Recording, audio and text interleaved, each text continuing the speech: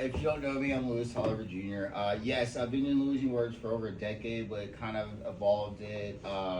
When it first started in 2013, I was like the first Pride president in Lafayette, and it was more about like expression and choosing creativity over violence because the real initiating factor why I did this was the Sandy Hook shooting. I was just like so devastated at this idea of all these kids being massacred by a school shooting. And I was like, what can I do? I'm a writer, so I started Louisiana Words, and I just started collecting writing from everybody. And it was in Lafayette that it started, and it just caught on. And then that was 2013, and then things kind of moved into a different direction. But about 2021 or so, I came up with this idea of creating like this free marketing platform for writers in Louisiana that have either live here or have lived here. And that it would be kind of a motivation to promote literacy because Louisiana has such a negative reputation of being ignorant and all this type of stuff. So I want to do that. And then for the past 2 years, I got really involved in the LGBTQI plus community, and I became a Leatherman. And I was a title holder, and I just finished my, this is what my shirt is, Mr. Austin Eagle. I was that for 13 months.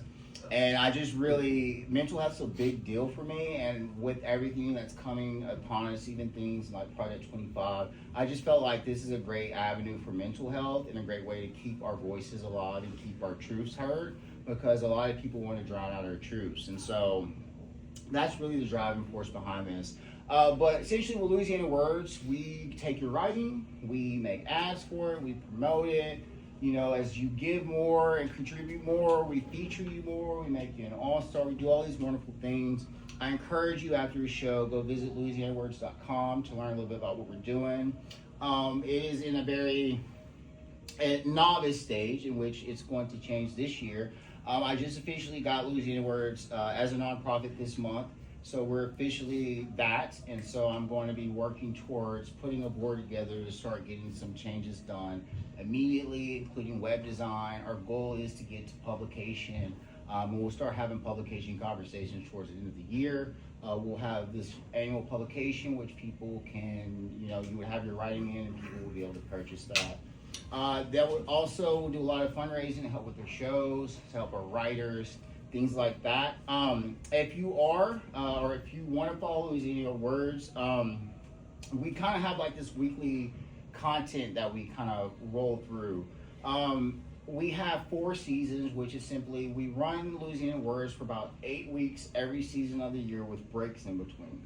Right now we just started our winter season. So for 8 weeks, we release new content on Sunday. We also play previous content that's been posted, so we have some things that done that. Usually have a writer feature, typically for the month. Then we highlight some of the shows that we've done in the past. And then on Saturdays, typically we post of what are the most viewed writings and the countries that are following us. So that's just a little bit on how to follow us. It's going to keep going like that at least until March. But we are in a renaissance phase, so we are going to be literally reinventing ourselves through the year in front of everybody, in front of their eyes. So I just encourage everyone to follow Louisiana Words on Instagram. That's Louisiana Words 1. We have a Facebook page, Louisiana Words there. And then we have our website, LouisianaWords.com. Please continue to follow those. For now, I want everyone to keep, believing in this thing of community that we can have here. Please help me find more writers. Again, to be and qualify for Louisiana Words, you have to either have lived in Louisiana or you live in Louisiana. So I don't live in Louisiana, but every time I post my work, it says Louis Toliver Jr., Swartz, Louisiana, because that's the town I'm representing, that's where I live.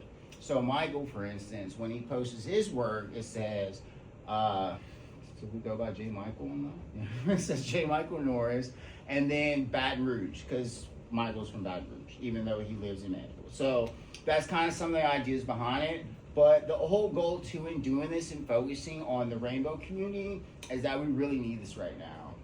So I'm in a position where I've moved and kind of turned a lot of my activism towards making this a big project for me this year, because I just spent a lot of last year traveling and learning about community needs. So I'm just really excited to be able to come here to do this show as an introduction of something that's going to be much better for us in the future. There are a lot of people that have been doing this since we started. Sam's been here a lot. He's been a featured writer. He knows what the deal is right there. So with that being said, I guess I'm going to go ahead and I'm going to bring out your hosts. As you know, J. Michael Norris has been hosting this. Shoot, was it going on 3 years? We started in 2022 of spring, and it was just literally just the two of us. Then things changed. We got the Allways Lounge, and now we're here today. We've gotten this far, but Michael has been a huge part of that. It's nice to have someone I can lean on, and that's there to step in the shoes of representing this. You know, I do the work. He just comes up here with his pretty self and gives it to y'all. But it's been great. It's been like a great duo. I love Michael so much, and he's been a phenomenal host. And I want him to come up here and continue being a phenomenal host. So here's your host, J. Michael Norris.